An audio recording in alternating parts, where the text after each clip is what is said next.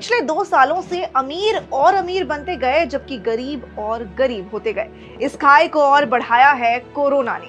2020 में कोरोना की दस्तक के बाद बहुत कुछ बदल गया है। इसका खुलासा ऑक्सफैम की हालिया रिपोर्ट प्रॉफिटिंग फ्रॉम पेन में हुआ है।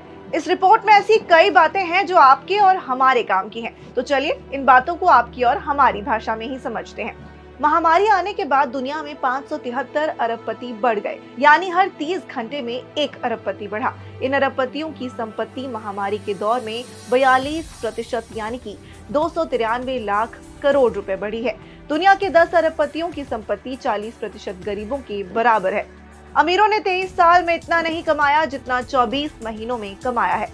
ये तो हुई अमीरी और अमीरों की बात, लेकिन कोरोना के कारण गरीबी और बेरोजगारी भी बढ़ी है। कोरोना महामारी के कारण दुनिया के 99% लोगों की कमाई में गिरावट आई है। रोजाना 150 रुपए से भी कम कमाने वालों की संख्या 86 करोड़ हो जाएगी।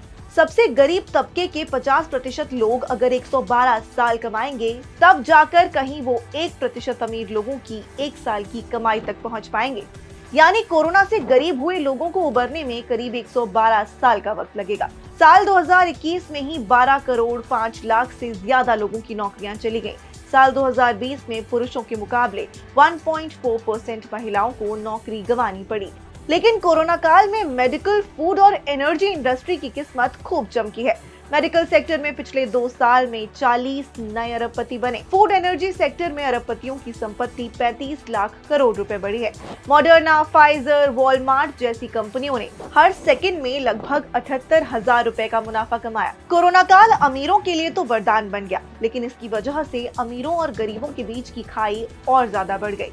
साथ ही फूड प्रोडक्ट्स, तेल और दवाइयों के बढ़ते दामों ने भी आम जनता की नींद उड़ा रखी है। लेकिन अरबपतियों को इससे फायदा हुआ है। और भी ऐसी ही वीडियोस के लिए जुड़े रहिए दैनिक भास्कर आपके साथ, क्योंकि सच करीब से दिखता है।